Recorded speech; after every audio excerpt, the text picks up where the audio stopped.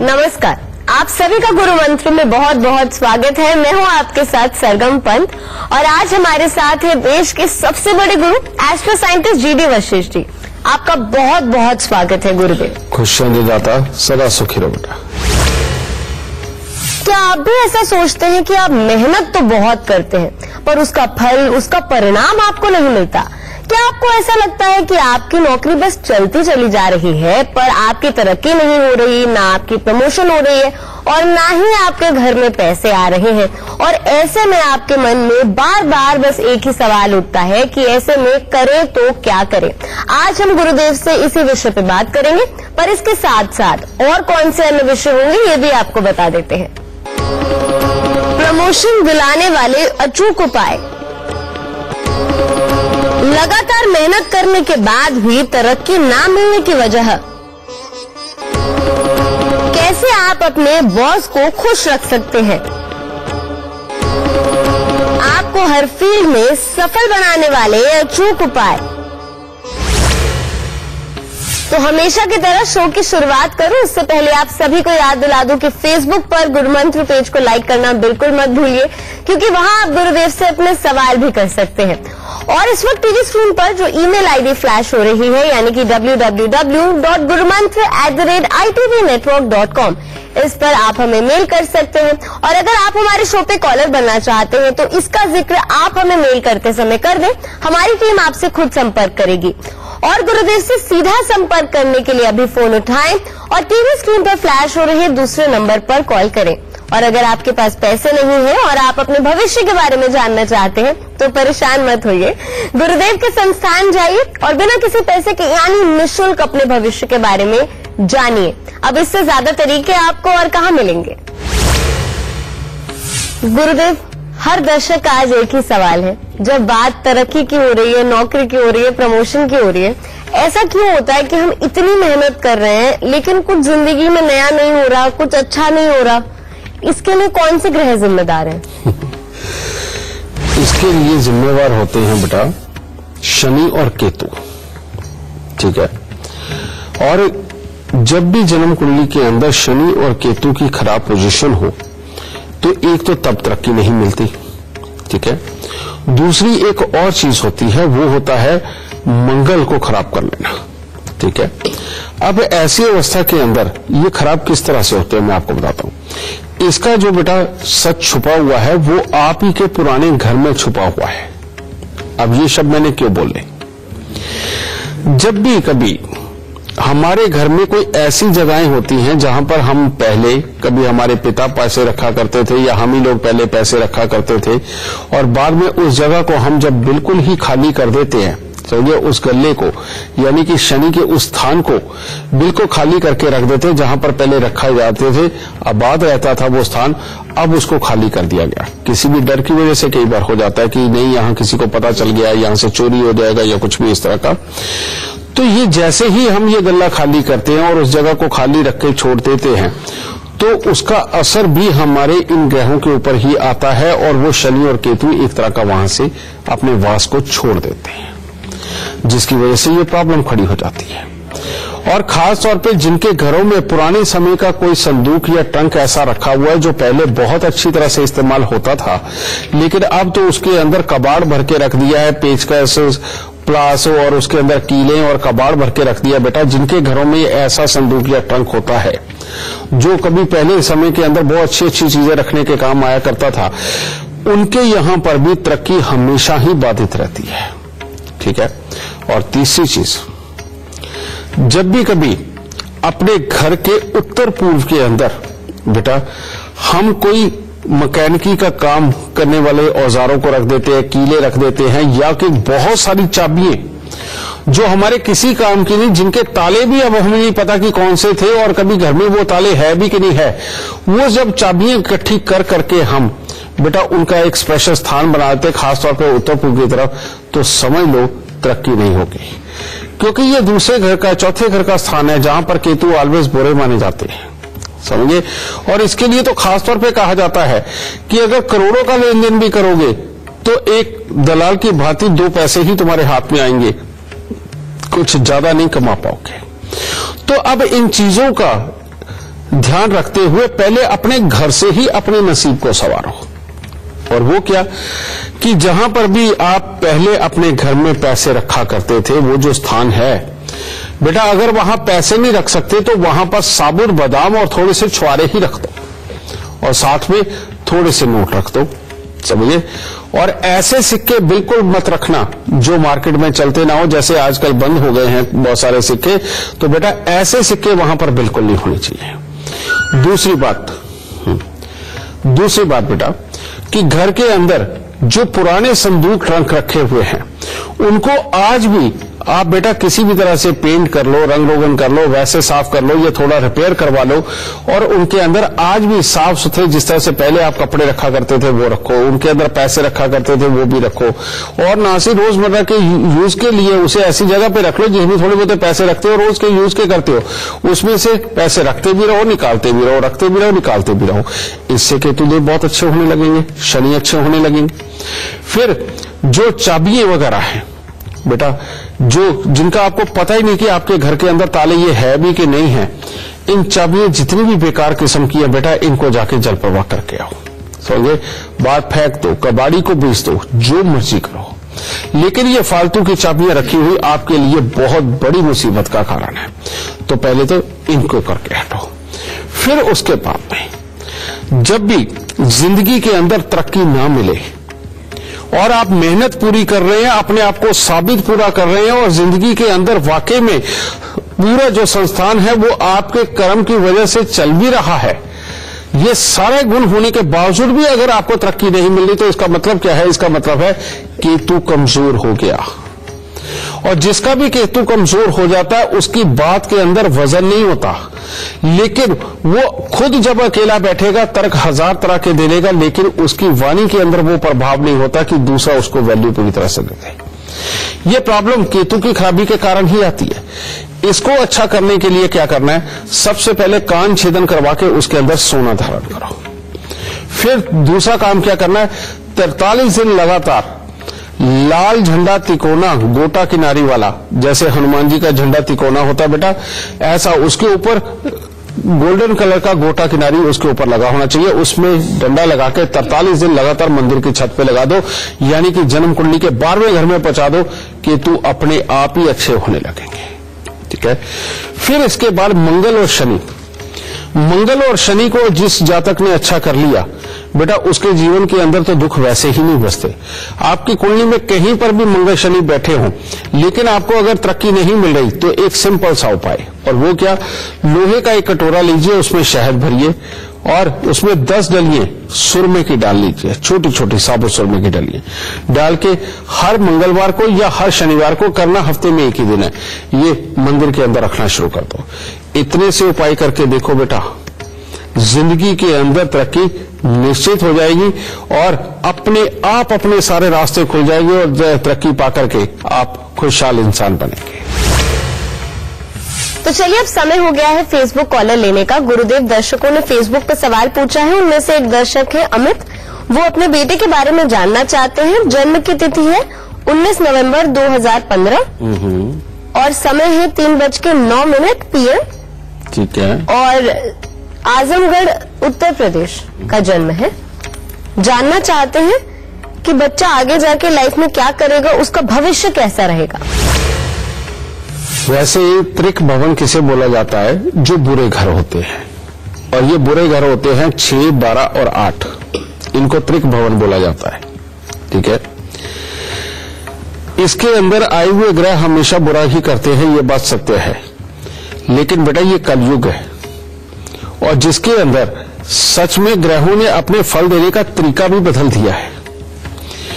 अब ये त्रिक भवनों के अंदर बैठे हुए इसके 4, 3, 7 और 8 ग्रह इसके त्रिक भवनों के अंदर बैठे, लेकिन इनमें सबसे पॉजिटिव चीज क्या है कि इसका केतु निकल के 12वें घर में चला गया, जिसकी वजह से इस कुंडली को बेइंतहा अच्छा किया जा सकता है। लेकिन बुरी बात क्या है कि यहां पर बैठे हुए ग्रह चलो सपोर्ट कर देंगे, चाहे अच्छे बुरे काम, यानी कि चुस्ती चालाकी तेजी बच्चे में आ जाएगी, ठीक है, लेकिन चंद्रमा के कमजोर होने की वजह से बेटा सब कुछ होते हुए पैसे की कमजोरी के हालात नजर आते हैं। जिसके अंदर की माता पिता की प्रॉपर्टी को लेकर भी कोई ना कोई पैसे को लेकर के भी जीवन में प्रॉब्लम आती है। तो अगर इसका इलाज करके चलेंगे और इस केतु को और प्रबल करके चलेंगे तो ये त्रिक भवनों के अंदर बैठे हुए ग्रह करेंगे क्या, मैं आपको वो भी बता देता हूं। ये यहां छोटी उम्र के अंदर भले ही पेट से संबंधित छोटी मोटी दिक्कतें और स्वास्थ्य से संबंधित छोटी छोटी ये दिक्कतें लगा करके चले, लेकिन ये बच्चा जैसे जैसे उम्र में प्रैक्टिकल करते हुए बड़ा होगा ये बहुत ही कामयाब निकलेगा। अगर किसी भी तरह की शेयर मार्केट इसके साथ में संबंध हो, किसी भी तरह के ऐसे काम के अंदर जिसके अंदर के टेंडर वगैरह निकलते और अचानक लाभ होना हो, यानी कि अचानक होने वाले काम जितने भी हैं इनमें से किसी भी काम के अंदर इस बच्चे को डाला गया तो इसकी किस्मत औसम निकलेगी, समझिए। और इसी के अंदर ये बच्चा इंडस्ट्रियलिस्ट भी बन सकता है, यानी कि फैक्ट्री वगैरह लगा करके चलाना, लेकिन उस काम को कभी मत करने देना, क्योंकि इसके साथ में बैठे हुए जो ग्रह हैं वो काम लोहे के करवा देंगे, थोड़ा लाभ भी देंगे, लेकिन समय समय पे घर के अंदर बहुत बड़ी मुसीबतें डाल के बच्चे को खराब भी करेंगे। इसलिए लोहे के कामों के अंदर नहीं जाने देना, ठीक है। इसको किसी भी तरह का प्रोफेशन बनाओ और पैसे में खेलने वाला बनाओ, यानी कि जिसके अंदर पैसा ही पैसा रहे, या इसको ऐसे कोर्सेज करवाओ जैसे बिजनेस रिस्क मैनेजमेंट वगैरह हो, समझे, जिसके अंदर फाइनेंस का पूरा ख्याल रखना हो। इस तरह की चीजों के लिए इस बच्चे की कुंडली औसम है और प्रोफेशनल लाइफ इसकी टॉप की रहेगी। लेकिन उपाय क्या, हर साल 43 दिन लगातार 500 ग्राम दूध लेकर के बेटा वो मंदिर के अंदर दो, लेकिन शनि मंदिर में, ठीक है। दूसरा उपाय, इस बच्चे को अभी से सिखा देना बेटा मीठे दूध के अंदर अंगूठा डाल के चूसना और इसका कान छेदन करवा के सोना धारण करना। अगर कान छेदन करवा के सोना नहीं धारण कर सकते तो हर रोज केसर का तिलक इसके कानों के पीछे लगाना, ये काम करना बहुत जरूरी है। हर रोज इस बच्चे के नहाने वाले पानी के अंदर थोड़ा दूध डाल के नहाना और साल में एक बार कांच के मर्तबान में गुड़ भर के वीरान जमीन के अंदर दबाना। बेटा अगर ये उपाय ऐसे ही होते रहे जैसे मैंने कहा है तो बेटा इस बच्चे की आगे चल के प्रोफेशनल लाइफ बहुत अच्छी रहेगी और जिसका ये भरपूर आनंद उठाएगा। दाता सुक्त है। गुरुदेव, आज के एपिसोड में आपसे पूछना चाहूंगी कि बॉस को खुश रखने के क्या उपाय हैं, क्योंकि बॉस खुश रहेंगे तभी तो तरक्की मिलेगी, तभी तो प्रमोशन मिलेगी। बॉस यानी कि बृहस्पति, ठीक है, क्योंकि बॉस हो या गुरु हो बेटा देखा तो ये बृहस्पति से ही जाएगा, ठीक है। अब बृहस्पति को खुश रखने के लिए ऑलवेज करना क्या होता है, बॉस को खुश कौन रख पाते हैं, जो बॉस से ज्यादा काम करें, बॉस से ज्यादा याद रखें और बॉस से ज्यादा जिम्मेवारी निभाने में अग्रसर हो। अब ये गुण लाने के लिए क्या करना पड़ेगा, ये गुण सिर्फ और सिर्फ उन लोगों में होता है जिनकी याददाश्त बहुत अच्छी होती है और जिनकी याददाश्त ही बहुत ज्यादा अच्छी ना हो, जो समय के, मान लो कई लोग तो ऐसे हैं बेटा कि एक पहर भी नहीं बीतता और बात को भूल जाते हैं और उसके बाद उन्हें बात वो याद आती 2 महीने बाद। लेकिन ऐसे लोग भी होते हैं जो कभी कोई बात भूलते ही नहीं और उनके दिमाग में बार बार घूमती रहती है, और यही वो लोग होते हैं जो जीवन के अंदर बहुत तरक्की करते हैं, समझिए। बॉस को कभी भी खुश करना हो तो बेटा बृहस्पति को खुश करना ही आपके लिए सबसे उत्तम है। और बृहस्पति को खुश अगर करना चाहते हो आप तो इस धरती पर बृहस्पति की जो सबसे बड़ी वस्तु मानी जाती है वो है पीपल का पेड़।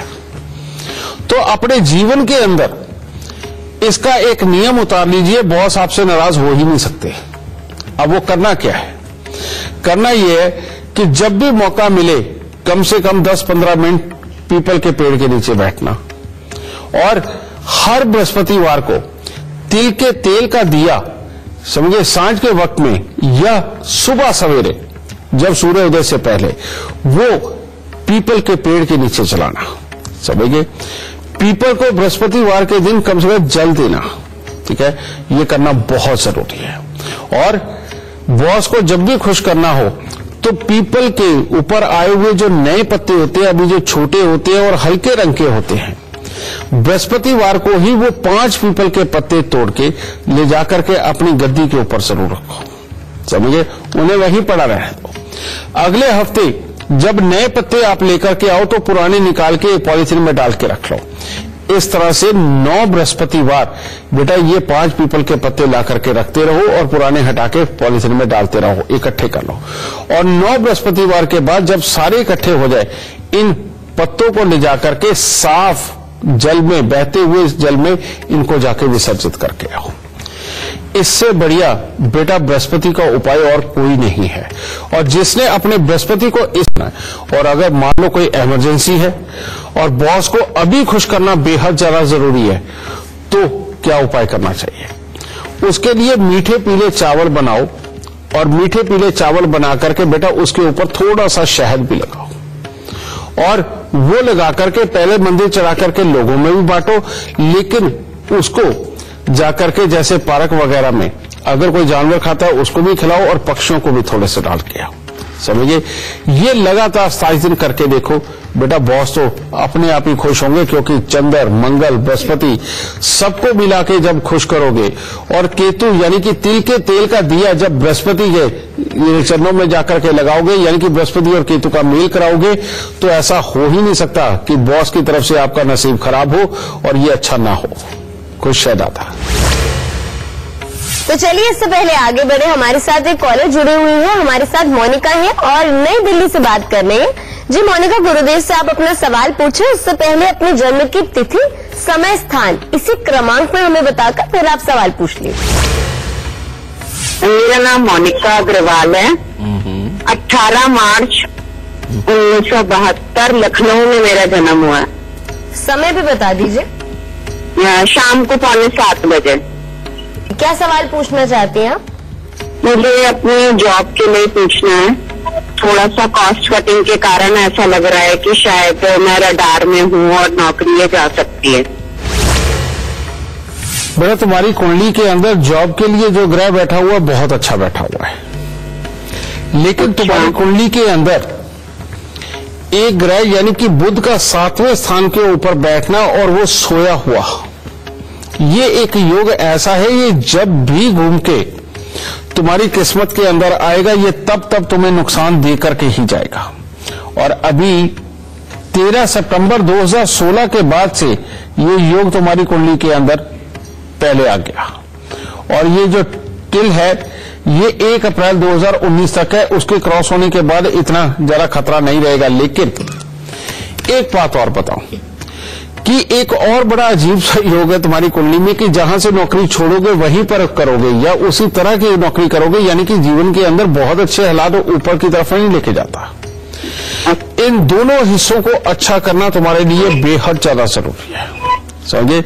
उसके लिए करना क्या है, तुम्हें काले रंग की कोई ऐसी गाय देखनी है, या तो जिसके सींग ना हो या जिसके सींग खराब हो या उसका एक सींग टूटा हुआ हो। समझ गए? यानी कि सींग के मामले में कुछ अटपटे हालात हो काली गाय के।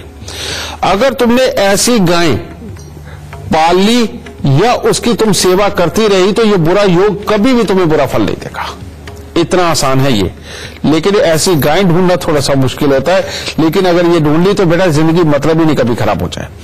दूसरा, अगर तुम हर रविवार को बंदरों को गुड़ गेहूं खिलाती हो तो तुम्हारी नौकरी बहुत अच्छी रहेगी। जितना ज्यादा से ज्यादा मात्रा में चांदी, चावल और गंगा जल अपने घर में रखोगी, तुम्हें नौकरी के उतने ही अच्छे फलों की प्राप्ति होगी। और तीसरा, 400 ग्राम जौ लेके दूध के साथ धो के लाल कपड़े में लपेट के घर के अंधेरे कमरे में वजन के नीचे दबा दो। और तुम्हारे घर में नॉर्थ ईस्ट की साइड पे ये जो कबाड़ किसी तरह का हो, चाबियां हो या जो औजार होते हैं, समझे, घरों में पेचकस वगैरह ये सब चीजें होती हैं, ये तुम्हारे घर के नॉर्थ ईस्ट साइड के अंदर बिल्कुल ना रखी हो। और ना ही नॉर्थ ईस्ट साइड के अंदर तुम्हारे घर की वॉशिंग मशीन वगैरह होनी चाहिए। तो बेटा इन उपायों को करो, कोई प्रॉब्लम नहीं। तुम्हारी कुंडली अच्छी है, बहुत अच्छी आगे जाएगी, नौकरी बिल्कुल नहीं जाएगी। खुश है दादा। गुरुदेव, एक दर्शक थे, उनकी मुझसे बात हो रही थी तो उन्होंने कहा कि मेरे पति ज्योतिष विद्या में इतना विश्वास नहीं रखते हैं, पर मैं अगर उनके लिए उपाय कर दूं तो क्या उनकी प्रमोशन हो जाएगी? तो क्या पत्नी अपने पति के लिए उपाय कर सकती है? बेटा, लाल किताब के उपाय एक ऐसे उपाय हैं जो अपने खून का ताल्लुकदार या जीवन साथी बिल्कुल कर सकता है। बहुत सारे बच्चे ऐसे होते हैं जो विदेशों में रहते हैं, ठीक है। अब विदेशों में कई बार वो कहते हैं कि यहां पर ये उपाय संभव नहीं है, यहां पानी नहीं है या कहीं दबाना संभव नहीं है, तो कोई बात नहीं, उनके ब्याह पे यहां पर उनके जो भाई बहन हैं, उनके जो माता पिता वो कर सकते हैं। और अपने जीवन साथी का उपाय तो हर कोई ही कर सकता है। अगर मान लो पत्नी नहीं कर रही तो पति कर सकता है, और अगर पति नहीं कर रहा तो पत्नी कर सकती है। और कुछ खास हालातों में तो अपने खून के ताल्लुकदारों में भी कोई भी कर सकता है, यानी कि अगर चाचा चाची समझे इनके कोई बच्चे हैं, समझिए वो भी, ताऊ चाचे के बच्चे भी आपस में एक दूसरे के उपाय कर सकते हैं, क्योंकि ये एक ही खून है। तो खून का संबंध और जीवन साथी के संबंध में एक दूसरे के उपाय हर कोई कर सकता है, इसमें कोई संशय नहीं है। तो चलिए, वक्त हो गया है छोटे से ब्रेक का, कहीं मत जाइएगा, गुरु मंत्र जारी है।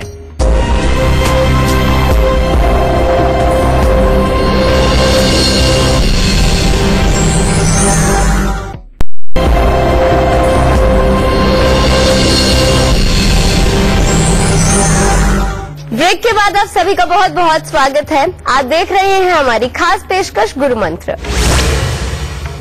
गुरुदेव, आपसे आज पूछना चाहूंगी कि जो लोग नौकरी करते हैं उनकी कुंडली कैसी होनी चाहिए, उसमें क्या ग्रह होने चाहिए, उनकी क्या दशा होनी चाहिए ताकि उनको जीवन में तरक्की मिले। बेटा, जन्म कुंडली के अंदर जब भी छठा घर आबाद हो और 12वां घर आबाद हो तो इंसान को नौकरी बहुत ही रास आती है।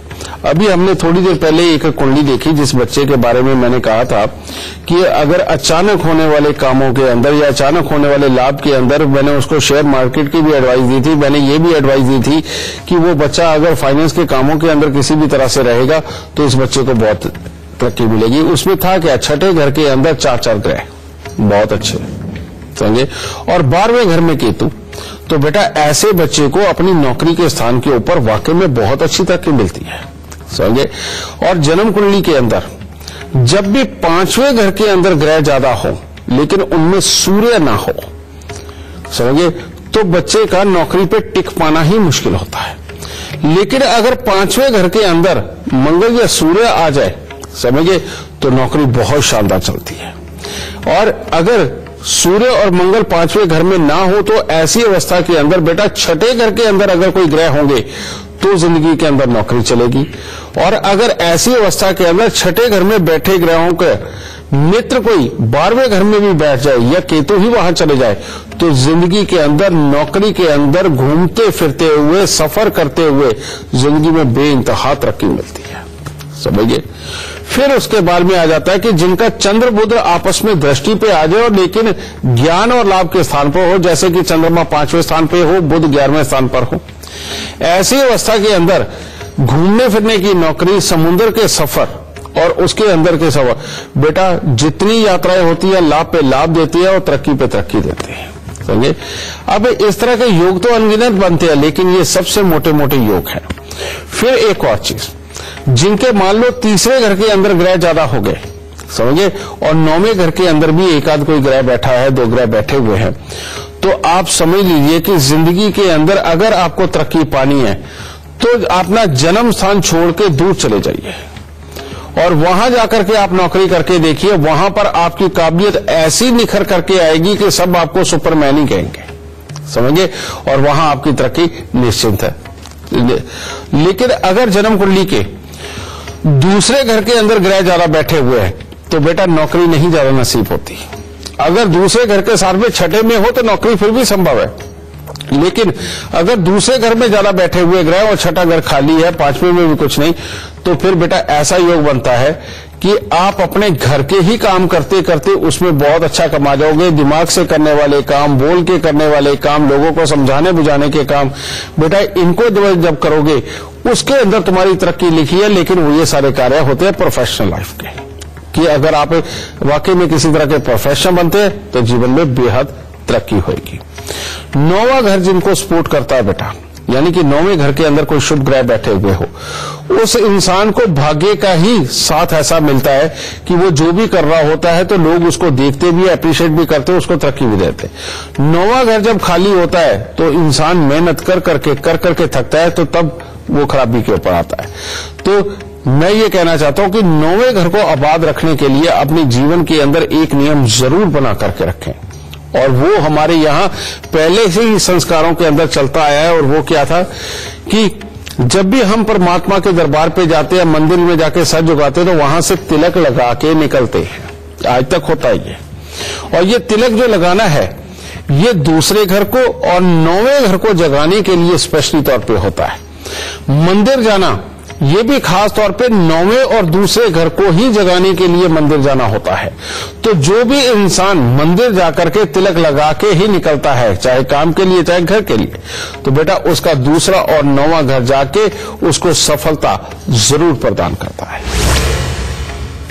तो चलिए इससे पहले आगे बढ़े, हमारे साथ एक कॉलर जुड़ी हुई है, हमारे साथ दीप्ति जुड़ी हुई है, उनसे बात करते हैं। दीप्ति, गुरुदेव से आप अपना सवाल पूछे, उससे पहले जन्म तिथि, समय, स्थान इसी क्रमांक में बताकर फिर जो कुछ भी आप पूछना चाहते हैं फिर आप पूछिए। जन्म तिथि है 1 मई 2014। ठीक है।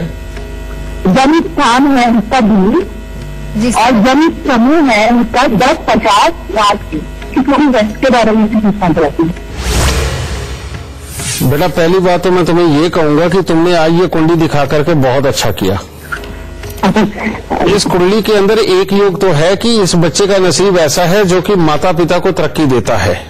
ठीक है, चलो इसको छोड़ते हैं। लेकिन इस बच्चे की कुंडली के अंदर 3 योग इतने खराब बैठे हुए हैं कि जिसके अंदर सूर्य की दृष्टि राहु के ऊपर, ये योग जन्म कुंडली के अंदर बहुत बुरे योगों में से एक योग माना जाता है, जो आगे बढ़ते हुए जीवन के अंदर स्वास्थ्य से संबंधित, गुस्से से संबंधित, कामयाबी से संबंधित और याददाश्त से संबंधित ये दिखते रहता है। इस योग को अच्छा करना बहुत जरूरी है, वरना ये बच्चा जैसे ही थोड़ा सा और बड़ा होगा ये तकलीफें बहुत बड़ी हो जाएंगी, और स्पेशली तौर पे 10.5 साल की उम्र से। ठीक है, ये 10.5 साल की उम्र मैंने क्यों कहा, एक तो ये सूर्य ग्रहण, ऊपर से दूसरा एक और योग कि बुध की दृष्टि शनि के ऊपर। ये जो दृष्टि होती है बेटा, ये बहुत ही बुरी मानी जाती है, जिसके चलते हुए बच्चा काबिल होते हुए भी अपने रास्तों से भटकता है, और कभी भी सही निर्णय करके जिस चीज को अच्छा समझ के आगे चलता भी है, उसके पूरे होने के चांसेस बहुत कम हो जाते हैं। समझे, इन 2 योगों की वजह से ये कुंडली खराब है बेटा। और तीसरा एक और, बृहस्पति 7वें घर में सोए हुए हैं, ये नसीब को सुलाते हैं बेटा। ऐसे में बच्चा पर्टिकुलर किसी एक प्रोफेशन में ना उतर के तरह तरह के प्रोफेशन ट्राई करता है, जिसके अंदर कामयाबी के योग कमजोर होते हैं। और जो आउटफील्ड होती है, यानी कि अपने बने हुए भाई यार दोस्त या फिर जो कामकाज के अंदर सपोर्ट करने वाले लोग, उनकी तरफ से धोखे मिलते हैं। तो ये तीसरा योग हो गया बेटा। अगर इनका इलाज करके चलेंगे तो तब तुम्हारे बच्चे के लिए बहुत ही अच्छे हालात बनेंगे। इसके लिए सबसे पहला उपाय, 43 सिक्के तांबे के सारी रात कच्चे कोयले की आग में जला करके उनको सुबह सवेरे जाके जल प्रवाह करना, या जंगल में गिरा के आना। लेकिन इसके अंदर जो तसला वगैरह लोगे जिसके अंदर की तुमने जलाना है, वो लोहे का नहीं होना चाहिए। लोहे का हो लेकिन उसके ऊपर मिट्टी का लेप जरूर करना है, इस बात का खास ख्याल रखना। दूसरा बेटा, 1 किलो जौ दूध के साथ धोके लाल कपड़े में लपेट के घर के अंधेरे कमरे में हमेशा दबा के रखना। और तीसरा, तांबे का एक छेद वाला पैसा लेकर के इस बच्चे के गले में डालना, और उसके बाद में हर शनिवार को एक आम का पेड़ मंदिर के अंदर लगाना। और इस तरह से 43 हफ्ते तक करना बहुत जरूरी है। तुम्हारे घर पे अगर सोना तोलने वाला तराजू जो पहले पीतल का चला करता था, अगर वो है तो उसको पीले कपड़े के अंदर लपेट के घर के किसी भी संदूक के अंदर रखना। इन उपायों को करने के बाद में फिर इसकी कुंडली हर तरह से औसम जाएगी। और इसके 10.5 साल की उम्र में या 21 साल की उम्र के अंदर जब ज्यादा तकलीफें अगर कहीं से भी नजर आए, तो फौरन बेटा ये आम के पेड़ वाला उपाय दोबारा करवाना शुरू कर देना है, और फिर 43 हफ्ते ये करवा देना है। तो बेटा इन उपायों को कर, तब तेरे बच्चे के हालात वाकई में बहुत अच्छे बनने की तरफ चलेंगे, और जिंदगी के अंदर ये अच्छी खासी तरक्की करेगा। और किसी भी तरह की अंतर्राष्ट्रीय कंपनी के अंदर काम या विदेशों के साथ में आना जाना, इस तरह के कोई काम हो, या इंपोर्ट एक्सपोर्ट की किसी भी तरह के कार्यों के अंदर इस बच्चे की बहुत सक्षम है। इन उपायों के बाद उस तरफ से बहुत अच्छे फल प्राप्त होंगे। दाता खुश रहता है। गुरुदेव, आपसे पूछना चाहूंगी, आखिरकार ये कौन से लोग होते हैं जो अगर नौकरी करते हैं उसमें उनको तरक्की मिलती है, और अगर नौकरी छोड़ के कारोबार की शुरुआत करते हैं तो उसमें भी बहुत तरक्की पाते हैं?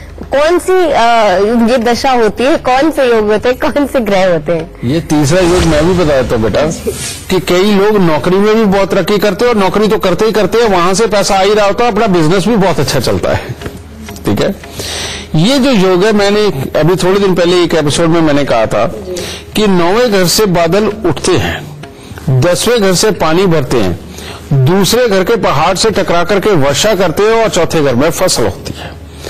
जिनकी जन्म कुंडली के अंदर बेटा 9वें, 10वें, दूसरे और चौथे घर के अंदर कोई भी ग्रह बैठे हुए, भले ही आपस में दुश्मन हो, ठीक है, ये जिनके बैठ गए, वो लोग नौकरी पे अगर हैं तो बेटा नौकरी से तो कमाई आएगी आएगी, बिजनेस से भी आएगी। जिन लोगों की कुंडली के अंदर 10वें घर के अंदर शनि बैठे हों, ठीक है, या मंगल बैठे हुए हों, या फिर बुध बैठे हुए हों, इनमें से कोई ग्रह बैठे हो और साथ ही दूसरे घर के अंदर भी कोई अच्छे ग्रह बैठे हुए हों, ऐसे लोग नौकरी और व्यापार दोनों ही बहुत अच्छी तरह से कर सकते हैं। आपने देखा होगा कई लोग किसी खास महकमे में होते हैं, यानी कि किसी खास जगह पे, मान लो इंजीनियरिंग डिपार्टमेंट में होते हैं, ठीक है, और उसके बाद में उनका इंजीनियरिंग डिपार्टमेंट में क्या क्या चीजें सप्लाई होनी है, उनके ही अपने कोई भाई बंदे वही काम कर रहे होते हैं और वहां पर वो भी कर रहे होते हैं। तो अब क्या हुआ, उधर उनका वो धंधा भी चल रहा है, इधर नौकरी भी चल रही है। समझ गए? ये जो योग है बेटा, ये 10वां घर और दूसरा घर जिनका आबाद होता है उनके लिए होता है। और ऐसी कोई मंशा अगर आप भी रखते हो लेकिन आपका काम सफल नहीं हो रहा है, तो बेटा आपको करना क्या चाहिए? बात यह है, समझे?